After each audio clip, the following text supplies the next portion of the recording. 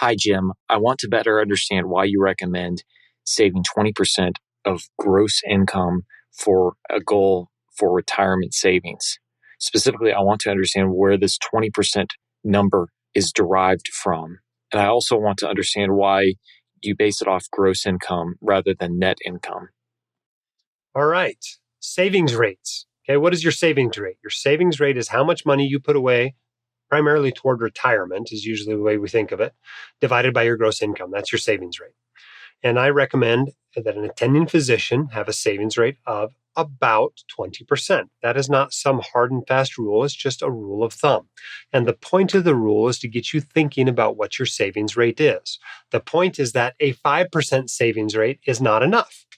Now, it's entirely possible that a 17% savings rate is plenty for you. If you start early, you have a full career, that might be plenty. You'll listen to people like Dave Ramsey say save 15% for retirement. And that probably is fine for average Joe. And the reason why is because much more of average Joe's retirement income comes from Social Security than it will for a high-paid professional like a physician, which is my primary audience. And so it's just not enough for you to save 15%. You need 20% to get to about the same place as far as maintaining your lifestyle in retirement. Now, where does that come from? That comes from just running the numbers. If you sit down and go, well, how much do I need to save in order to more or less, keep the same lifestyle in retirement that I had before retirement, you will find that your answer is going to fall somewhere around 20%. If you use a reasonable rate of return on your assumptions, if you use a relatively, full career, let's say 30 years or so from the time you come out of training until the time you retire, then that's what it's going to work out to be. That's where 20% comes from. Now, obviously, if you can make 20% returns on your money consistently year over year over year, you don't have to save 20%. Likewise, if you're going to invest for 50 years before you retire, you probably don't have to save 20%. And so it's all about putting in the variables into the equation. But in general, most people who do this are going to land about in that neighborhood between 15 and 25% is what it takes. Now, if you want to retire early, you probably need to save more than 20%, 30, even 40, even 50% for those who are really into fire. If you want to punch out in 10 or 15 years, you got to have those really high savings rates in order to do it, unless you're going to, have some sort of successful entrepreneurial side gig or use a lot of leverage, those sorts of ways in which you might be able to speed it up a little bit. But for the most part, the way to get there reliably is just have a really high savings rate.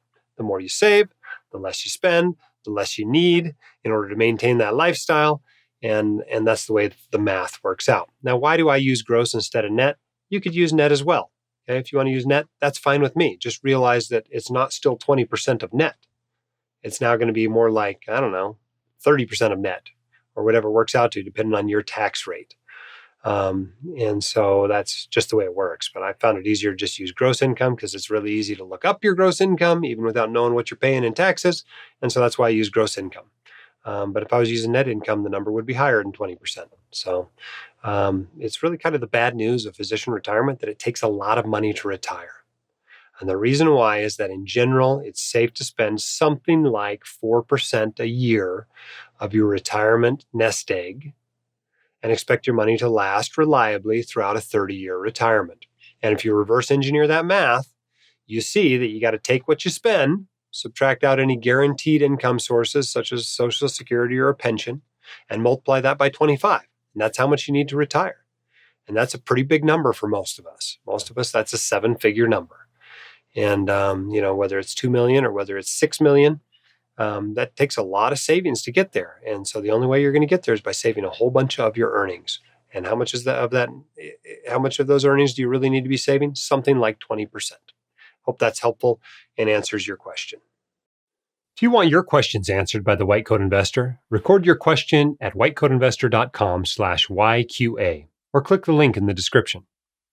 My dad, your host, Dr. Dahl, is a practicing emergency physician, blogger, author, and podcaster. He is not a licensed accountant, attorney, or financial advisor, so this podcast is for your entertainment and information only and should not be considered official, personalized financial advice.